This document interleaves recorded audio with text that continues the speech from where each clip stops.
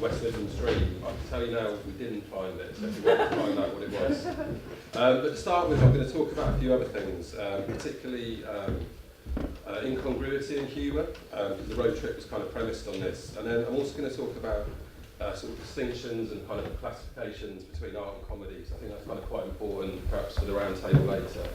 But I'm going to start off with something quite serious. This is a quote from Philip Auslander from an essay called Misconnections, Performance Art and Popular Culture.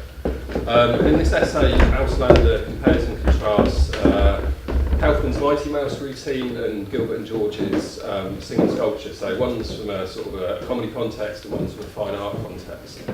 So the quote is, "The questions I wish to raise here have to do with cultural distinctions, particularly that between fine art and popular culture and boundaries of inquiry, why particular performances and other artworks discussed in some contexts and relationships but not in others." So I feel that's something to kind of hold on to for later on for the round table. I organised a conference that looked at this distinction between Kaufman and Mighty Mouse as part of a project I've been doing this year called Cookie Street Press. So if anyone's interested in art writing and humour, this was kind of designed as sort of a resource or an archive. So I've just got the documentation up there. So there's the conference, there's also a symposium looking at seriousness and non-seriousness in art writing. Some interesting people, and there's a lot of talks to do with how artists can use kind of humour in their practice and what they can learn from comedy. So I thought I'd just flag that up at the start. Now I'm just going to show you a few images, some old work of mine. A lot of my work kind of operates, I suppose, like jokes or gags, and sort of jokes are kind of built up kind of in layers. So this first one is the device for fooling parking ticket attendants. So someone who's they've had enough, so they've taken off the sign. This is continental philosophers look-alike competition. I had a mate who I was doing this with, he lived in Wolverhampton, and he kept thinking that he saw Alan Badu, who's the guy in the top left, walking around Wolverhampton, so we were sort of targeting this at sort of old people in Wolverhampton. Alan Badu looks like, you know, he looks like perhaps your sort of generic old person. And we were offering your gas bill paid for a month. This was a project where we nationalised a pub. So we tried to take kind of nanny statism to like an extreme, and in a kind of New Labour state-run pub, alcohol would be banned. If you didn't wash your hands, you'd get a £500 fine. And the more you peed, the more you paid. A lot of people kind of believe this in the pub, like it was quite, the irony was quite thick, but it kind of became this sort of believable thing. Right, I'm just going to introduce incongruity quickly. This is quite sort of apt for the road trip, so I'm just going to read this quote out. Hutcheson, writing in 1750, claims that the risible stems from a juxtaposition of incomparable contrast. By a discussion of great men sitting on the toilet, it explains that laughter is produced through the combination of high and low in the same scene.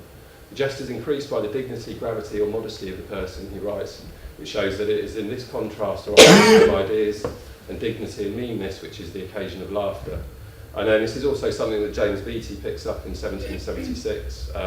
Laughter arises from the view of two or more inconsistent, unsuitable or incongruous parts or circumstances, considered as united in one complex object or assemblage, or as acquiring a sort of mutual relation from the peculiar manner in which the mind takes notice of them.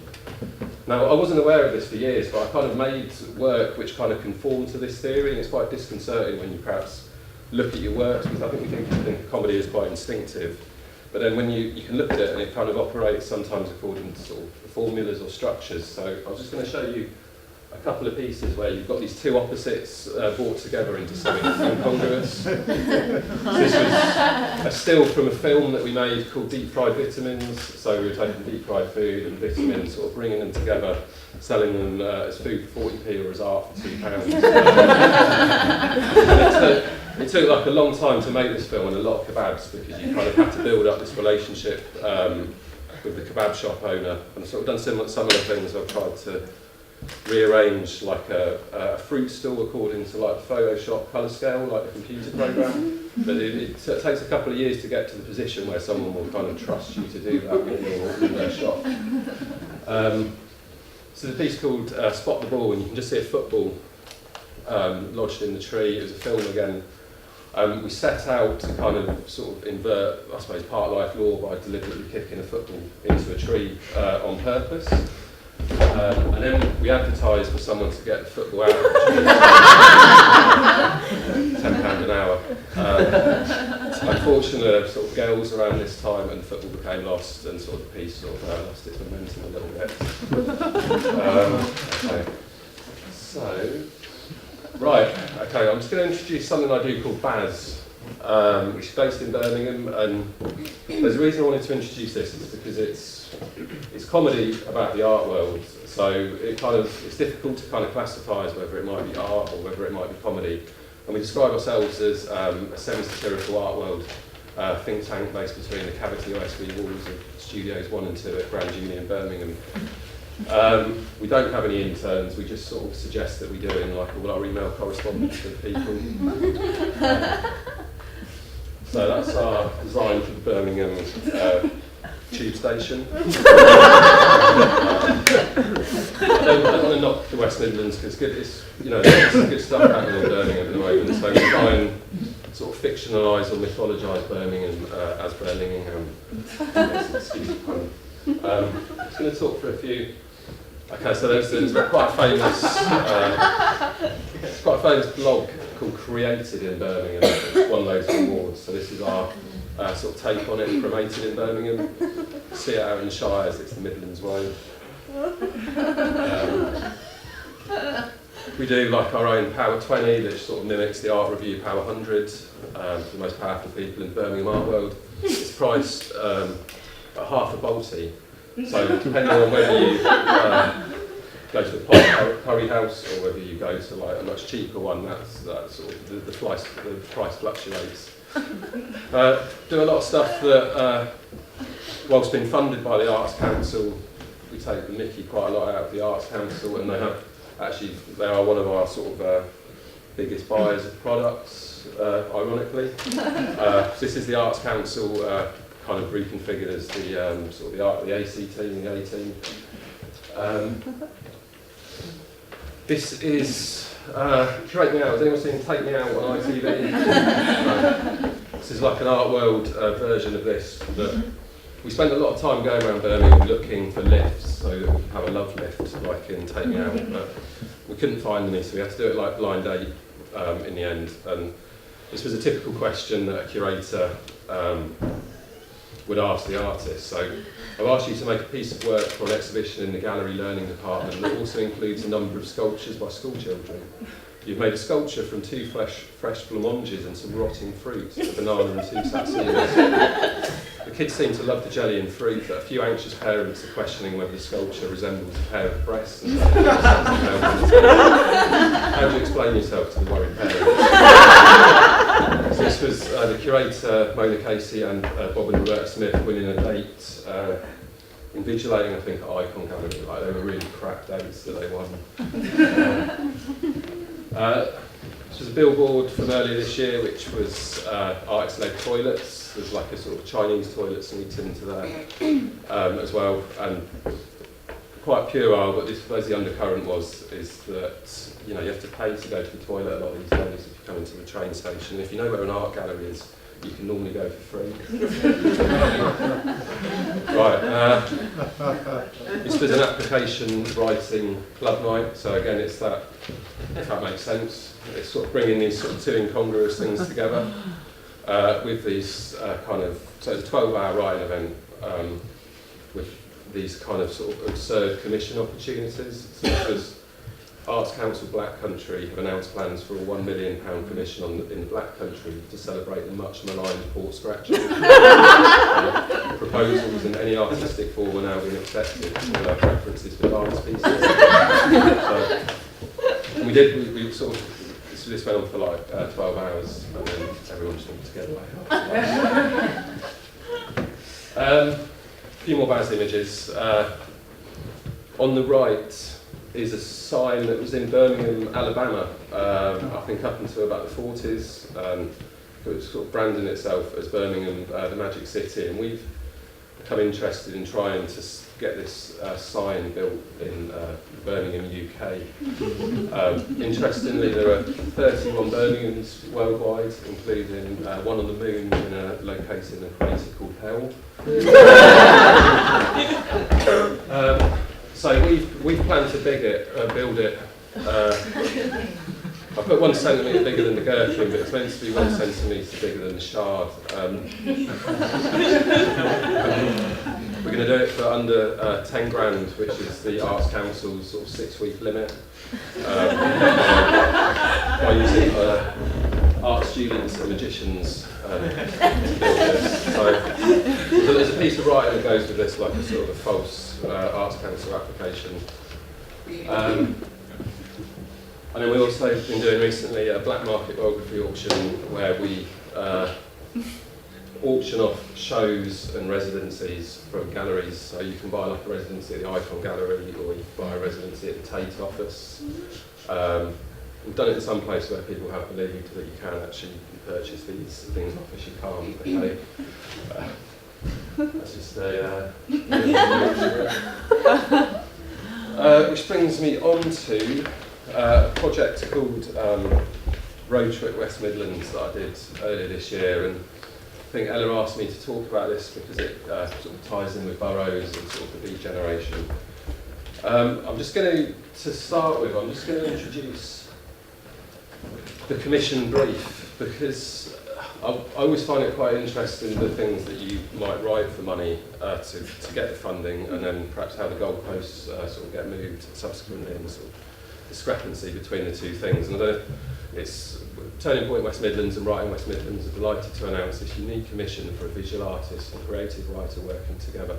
The commission will fund an artist and a creative writing to undertake a road trip in the West Midlands and to produce artwork in response to this experience. We're asking that a record of this journey is made, treating it as a road trip and conveying some of the chance encounters, the thoughts, the conversations, and moving through the landscape. And they wanted blog and Facebook and Twitter, and so it's this massive open kind of brief, which subsequently, I will say now that the actual road trip itself probably was a failure, and but there was some work, there was maybe it was good that it was a failure, because there was the work that was produced in response to that. And our proposal was to go in search of the West Midlands dream, to adapt 4 American novels, Blue Highways, Mississippi Solo, Grapes of Wrath, Fear and Loathing in Las Vegas, and to map American locations onto locations in the West Midlands. Now, I don't know how, not quite how we got the money, but it's quite a ludicrous thing to suggest you're going to do all of this in 4 days.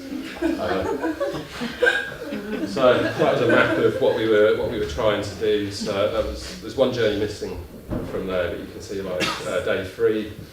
Hay on Wye to Solihull, the California of the West Midlands. Solihull by local bus services, so we're trying to make it as difficult as possible. And then we sort of kind of appropriated Stratford upon Avon to become like the West Midlands equivalent of Las Vegas. This was day 2, so this was the text from the application on the right. Mississippi Solo is a record of a canoe journey along the length of the eponymous river that became a meditation on race in 1980s America. Here we use a canoe trip along the River Wye from Wales into the West Midlands to explore the differences between the Welsh and English people along that walk. We will ask what, if anything, differentiates between those living and outside the West Midlands. What are the defining features? First journey across the border into the West Midlands will allow us to explore the border and identify those differences. So we were going to canoe down the Wye, imagining it was the Mississippi, but it just snowed. It was one of the coldest days of the year, so we just had to go to Hay on Wye bookshops.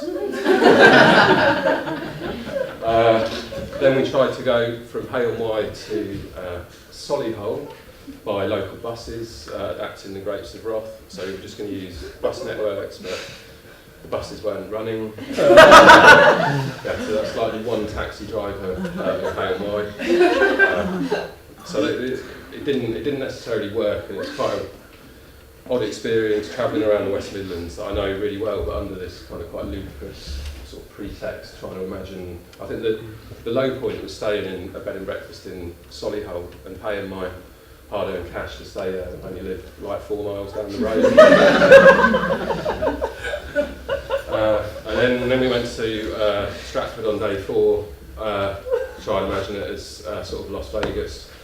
So you sort of tell by the quality of the images that it didn't really work out as a trip, and then I had like a month afterwards to try and produce a piece of work in response to this not quite awful trip, but so I kind of invented this idea of like West Midlands travel literature, which is kind of like a found sort of literary genre, and sort of adapted the, you know, like the kids' books, the choose your own adventure ones, where you can sort of go between sort of like different decisions, and then to try and rework Fear and Loathing in Las Vegas into it with something called WMD, which was a sort of a fictitious West Midlands kind of hallucinogenic. So I'll sort of talk about that because it probably fits quite well into sort of the Burrows exhibition. So it's a choose your own adventure website. Depending on the choices you make, the story will either end in success, disaster, Solihull. There's quite a lot of Solihull bashing going on today. So you had these sort of hypothetical lists, you know, like do you take waterproofs, matches, Wellingtons, or do you take port scratching, pork crackle, motor oil, a pair of tweets? How does the video camera work? So these kind of, so it's been realised as a choose your own adventure website. So these sort of dark scenarios. Is rugby tackling Bob Hockenhall live on TV a good idea? He's like a West Midlands TV presenter. Do you have some Grady Dick? I'll come on to that later. Should you take the last faggot? Should you refrain? So what it was, I said, this gets a bit long, but this is one of the entries from the website. A month or so before the adventure is due to begin, a newspaper story catches your eye. It describes the spread of new legal herbal highs, designer medicines. Most of these substances all seem to have corporate sounding three-letter acronyms: MMT, XME, STD, OXO, JS, BBC. So, given that one of your reference novels is Fear and Loathing, you decide to produce a batch of WMD, West Midlands Dream. They say in some circles it will take you higher than the Rotunda and Lickey Hills roll into one, which isn't that high. So you kind of embrace this idea, and you now need to assemble your suitcase of the West Midlands' most dangerous substances. You take your job very seriously, and instead of doing your PhD, you conduct a substantial amount of research into the varying types of fried pork snack available on the market. There's 3 main types: scratching, crackle, and pork crunch. So this is one of the entries where you made the wrong decision. So you've ended up in the Black Country pork scratching black market. So all of the text in italics is kind of rewrites of kind of bits from Fear and Loathing. So you know your pork crackle head, you will not be able to see his eyes because of T-shades, but his knuckles will be white from inattention and his pants will be crusted with salt. So it kind of goes on to this story that you end up in the Black Country, pork scratching black market. A scratching attached to Noddy Holder's teeth went for £3,000 on the black market. You become caught up in this world and no one ever hears from you ever again. You're rumored to be living in Rowley Regis, growing high-strength synthetic pork crackle and developing a black pudding manufactured from the blood of local musicians, unknowingly whilst attending the celebrity blood bank in Dublin on market days. Not an uncommon thing. So I kind of rework it. And I did actually take all these substances on the trip, but I abandoned it after about a day because this is ridiculous, I can't be carrying this around. But it came back into the sort of choose your own adventure website. So you took £2 of coal, 71 grams of pork crackle, 114 grams of pork crunch, and so on. And each of these was meant to have a particular effect on you. So the coal would produce like Dreams of the Miners' Strike. Source would take you kind of into the history of Barnsley and Birmingham, etc., etc. And so this was, yes, I think you've taken too much Grosy Dick, which isn't a euphemism or an STD, but a traditional dish from the Black Country made from soaked groats, beef, leeks, onion and stock. That's a little Black Country fact for you today. A lot of problem with cold chins, like a sort of famous West Midlands historian, so you have a lot of problem with flying cold chins. I think in Fear and Loathing it's flying bats, but you have a lot of these swooping and screeching. This is how bad the trip was. This was probably my highlight, seeing something called a yak mobile selling Nepalese food outside Pale Wine. See, this was like it's like a fetid kind of teepee that we had to stay in. These were sort of the conditions that we were sort of subjected to. We went in March or something, so it's just kind of raining all the time. So, you're taking too many pork scratchings, it becomes a scratching western. One of the things you can learn from years of dealing with pork scratching addicts is that you can turn your back on a person, but never turn your back on a pork scratching. Pork scratching fiend refers to his pork scratching as a ping because it resembles a pork thing. And then it kind of got, and so it goes on as all these different sort of decisions and scenarios. This was like the Stratford tourist tour, which was a fairly awful experience. You kind of sit in traffic for half an hour and then just go out into this kind of quite bleak countryside. That family up there just spend the whole time with their son. I seem to remember. And then, yes, kind of the continuing sort of adaptation of the Fear and Loathing. So that's sort of, like a quote from Fear and Loathing that's adapted to the West Midlands. We're all wired into a survival trip now. No more the speed that fueled that six in the 60s. That was the fatal flaw in Slade's vision. They crashed around the UK saying Christmas every day without ever giving a thought to the grim meat-hook realities that were lying in wait for all the people who took them seriously. There was actually a Christmas shop in Stratford upon Avon that's open, I think, every day of the year, but possibly not on Christmas Day.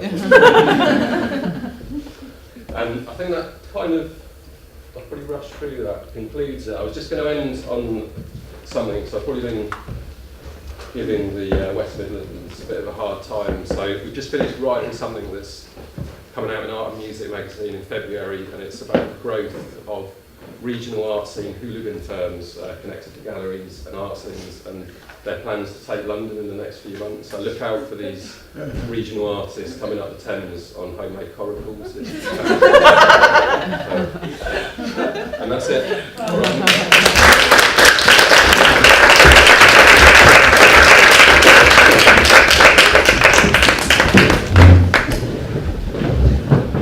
Well, thanks, Chris.